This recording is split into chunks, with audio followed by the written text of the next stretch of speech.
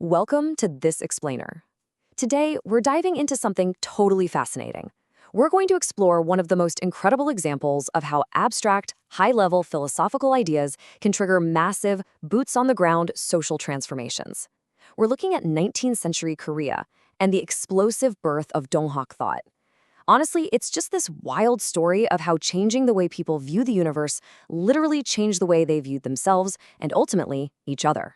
So think about this for a second. What actually happens when a brand new theology, a completely new view of the cosmos, accidentally dismantles a rigid, centuries-old social caste system? Well, as you're about to see, when you tell everyday, deeply oppressed people that they literally hold the universe inside of them, you are planting the seeds of an absolute theological and social earthquake.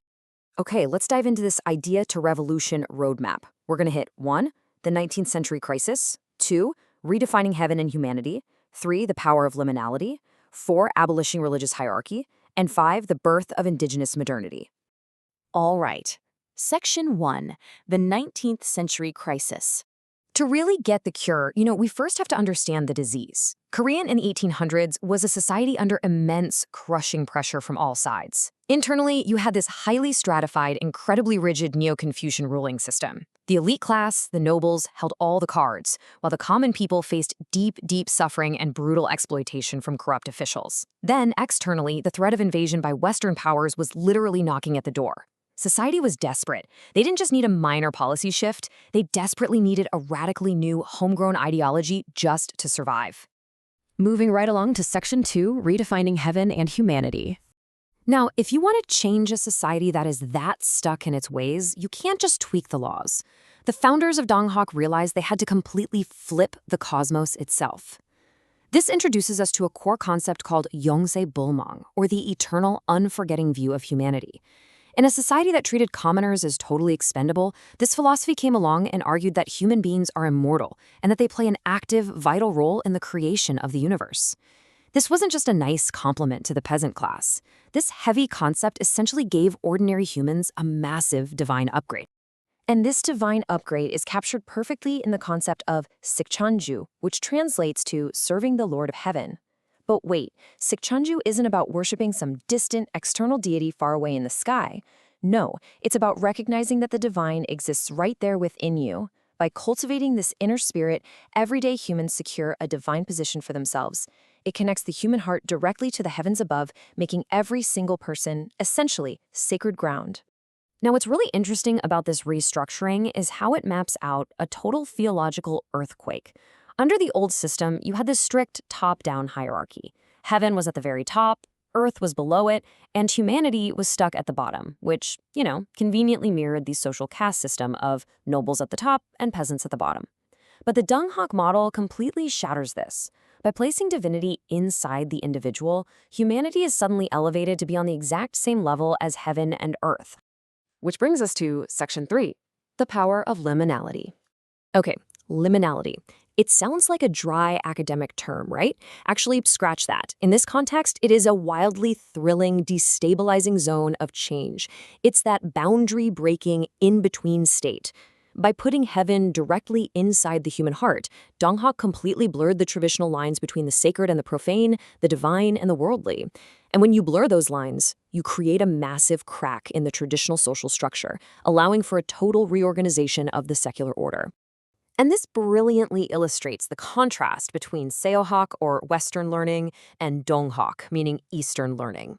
Look at Western thought at the time, largely meaning Catholicism. God was seen as external, requiring a strict hierarchy of priests to access, with worldly success often viewed as proof of salvation. But Donghak argued for an internal God. If God is within you, you don't need a hierarchy of priests, and your salvation is proven through your own inner ethics. It was a radical shift toward internal divinity. Let's look at the real-world fallout in Section 4, abolishing religious hierarchy. So what actually happens when you take these lofty spiritual ideas and drop them into the real world? Well, the application was swift. Donghak rolled out what was known as the adjunct system. The logic here was incredibly radical for its time. If God is inside everyone, then the hierarchy between priests and common believers has to completely collapse. They adopted non-church characteristics, where all believers communicated directly with God themselves. It was the pure, unfiltered implementation of religious egalitarianism. And this realization sparked a truly powerful mantra across the movement, becoming a nobleman throughout the country. Just let the weight of those words sink in for a second, especially to a starving peasant. Religious equality instantly became the undeniable justification for dismantling Korea's rigid social caste system. I mean, if we are all equal in the eyes of the cosmos, and if we all hold the divine within us, then how can you legally or morally treat me as a lesser human being? You just can't. There's this profound quote from the Donghak leader, Jun Myung-sik, that hits the nail on the head. He said, "Turn commoners into nobles and cherish the natural." It wasn't about violently dragging the elites down into the mud. It was about elevating the common people into a state of divine dignity. It was about realizing the natural, sacred worth of every single human life. And that brings us to our final part, Section 5, Birth of Indigenous Modernity. Let's see how this builds, because when you give oppressed people a real taste of their own divine dignity, philosophical theory explodes into historical reality fast. The movement builds at lightning speed. In 1860, Choi Ji-woo has his revelation and founds Donghak. By 1864, the government is so utterly terrified of this egalitarian message that Choi is martyred. But you know what they say, you can't kill an idea whose time has come. Throughout the 1880s, these religious circles rapidly expand, and by 1894, these explosive ideas translate into a boots-on-the-ground revolution with the eruption of the massive Donghak peasant movement.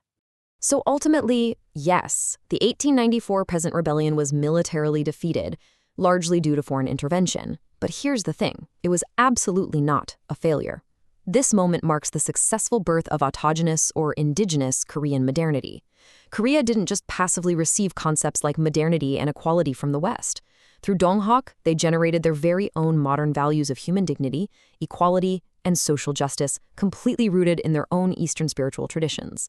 It literally became the spiritual origin for modern Korean social movements well into the 20th century. I want to leave you with a final thought to chew on.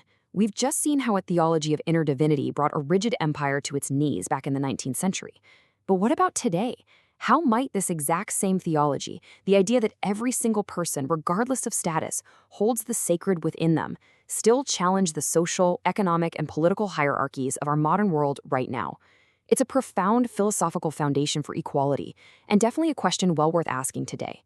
Thank you so much for joining me for this explainer, and I highly encourage you to keep exploring these fascinating ideas.